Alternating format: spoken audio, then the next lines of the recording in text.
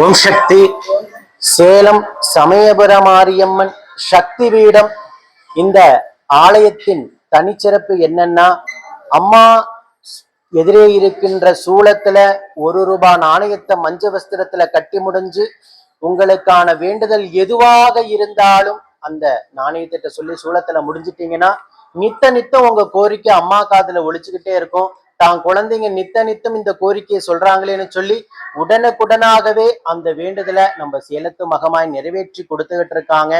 அதே போல அமாவாசை தோறும், நாளைக்கு அமாவாசைனா முதல் நாள் இரவு 8 மணிக்கு கும்பப்படையில் பூஜை 8 மணி அளவில் ஆரம்பம். அந்த கும்பப்படையில் பூஜை 8 மணிக்கு ஆரம்பிச்சோம்னா மறாவது நாள் அமாவாசை இரவு 9 மணி வரைக்கும் கும்பப்படையில் பிரசாதம் விநியோகம் கொடுக்கப்படும்.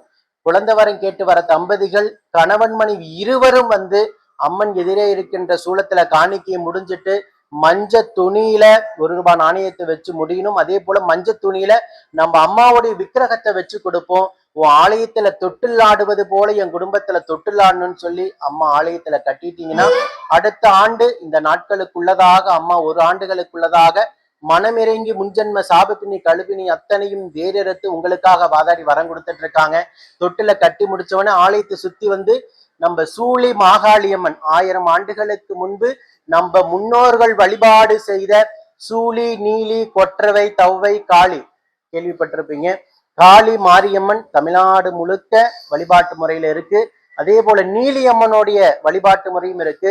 சூழியம்மா முன் ஜென்மத்தை கொண்டு தற்சமயம் நம்ம சேலத்து சமயபுர மாரியம்மன் ஆலயத்துல பதியாக எழுந்த 6 அடி ரூபம் கொண்டு நமக்கு அருளாசி வழங்கிட்டு இருக்காங்க. சூழி என்ற பெயரோடு அருளாசி வழங்குறாங்க. இந்த அம்மாவுடைய தனிச்சிறப்பு என்னன்னா, உங்க குடும்பத்துல செய்வன வஞ்சகம், கோளாறு, வைப்பு இது போல ஏதாவது இருந்தா அம்மன் மடியில வச்சு கனி வாங்கி வீட்டுல வச்சுக்கலாம். அம்மாவுக்கு ஏத்தாப்புல இருக்கின்ற சூளத்துல உங்க அங்கத்துல பிணி இருக்கு, எங்களுக்கு யாராவது சூட்சமா செஞ்சுட்டாங்க, எங்களை ஏமாத்திட்டாங்க அப்படிங்கிற பேர்ல அவங்க பேரை சொல்லி அம்மாவோட சூளத்துல சொருகிடணும். சொருகிட்டீங்கன்னா அம்மா அதுக்கு உண்டான யார் மேல நீதி நியாயம் இருக்குன்னு அம்மா விசாரிச்சு அதுக்கு தகுந்தாற் போல உங்களுக்கு எல்லா வரத்தையும் இந்த சூழியம்மா கொடுப்பாங்க. அதற்கு பிறகு அம்மா மடியில சுமக்க கொடுப்பாங்க. கும்பப்படையிலுக்கு வர தம்பதிகளுக்கு அம்மா விக்கிரகத்தை மடியில சுமக்க கொடுப்பாங்க. அது என்ன காரணம் அப்படின்னா, முன்ஜென்ம சாபப்பினி கர்மப்பினி, உங்க முன்னோர்கள் செய்த சாபப்பினி கர்மப்பினி எதுவாக இருந்தாலும் நீங்க அம்மாவை மடி சுமந்து இறக்கும் போது உங்க அங்கத்துல இருக்கிற பிணியாவும் அவ வாங்கிட்டு அந்த சுமையாவும் அவ வாங்கிட்டு இறங்கிடுவா. அதற்கு பிறகு நீங்க கும்பப்படையில் பிரசாதம் வாங்கி சாப்பிடணும். தொடர்ந்து 3 அமாவாசை கும்பப்படையில் வாங்கி சாப்பிடணும். நித்தம் யூடியூப்லயும் சரி, பேஸ்புக்லயும் சரி, இன்ஸ்டாகிராம்லயும் சரி நித்தம் சாட்சியாக நிற்கின்ற பக்த கோடி பெருமக்கள் இங்க கண்கூடாக பார்த்துக்கிட்டு தான் இருக்கீங்க. ஆயிரம் தம்பதிகளுக்கு நம்ம சேலத்து மகமாய் 3 மாதத்துல 5 மாதத்துல மழலை செல்வத்தை அள்ளி கொடுத்து இப்படியும் ஒரு அற்புதமான தெய்வம் சேலத்துல இளைய மகாராணியாக இருக்காங்க. சேலத்துல கோட்டை மாரியம்மன் பெரிய மகாராணினா நம்ம சேலத்து சமயபுர மாரியம்மன் இளைய மகாராணியாக இந்தியா முழுவதும் அம்மாவை தேடி வந்தவங்க இருக்கிறாங்க. அமாவாசை தோறும் 20,000 30,000 தம்பதிகள் பக்தர்கள் அம்மாவை தேடி வந்து வழிபாடு செய்த வண்ணமாக தான் இருக்கிறாங்க. உங்களுக்கு எந்த வேண்டுதலாக இருந்தாலும் ₹1 நாணயமே தீர்வாக இருக்கிறது. இந்த அம்மனுடைய தனிச்சிறப்பு என்னன்னா, வேப்ப மரத்தடியில ஒரு சிறிய ஆலயத்துல அம்மா எழுந்துறது இத்தனாயிரம் கூட்டத்தை தன்வள்ளே வசியம் செய்து பக்தர்களுக்கு அருளாட்சி வழங்கிக்கிட்டு இருக்காங்க. பெரிய நீங்க சுத்தி பார்க்குற அளவுக்கு பிரம்மாண்டமாக இல்ல. இந்த கோயில்ல என்ன இருக்கு, சின்ன கோயில் தான்பா அப்படின்னு சொல்லியிருக்கீங்க. ஆலயம் சிறுசா இருந்தாலும் சமயபுர மாரியம்மனோட சக்தி அளப்பெரியது. அதே போல இந்த சூழியம்மாவோட சக்தியும் அளப்பெரியது. நீங்க சுத்தி பார்க்கறதுக்கு ஒண்ணும் இல்லைனாலும் அம்மாதான் இங்க பிரம்மாண்டம். நம்ம சூழியம்மாவும் சமயபுர மாரியம்மனும் தான் இங்க பிரம்மாண்டம். வேப்ப மரத்து அடியில, அதுவும் அம்மனுக்கு பின்னாடி நீரோற்றத்தோட வேப்ப மரத்து அடியில கிணறு இருக்கு. அந்த கிணறு தான் தீர்த்தமாக எங்களுக்கு அம்மாவுக்கு அபிஷேகம் எல்லாத்துக்கும் அந்த தீர்த்தம் தான். அதே போல பக்தர்களுக்கும் அந்த தீர்த்தம் தான் பிரசாதமாக கொடுத்துட்டு இருக்கோம். அந்த தீர்த்தம் தனிச்சிறப்பு வாய்ந்தது. கிணத்துக்கு மேலதான் அம்மா உக்காந்து இருக்காங்க. நம்ம சேலத்து சமயபுர மாரியம்மன் எல்லா அம்மனும் கிழக்கு பார்த்த அம்மாவா தான் இருப்பாங்க.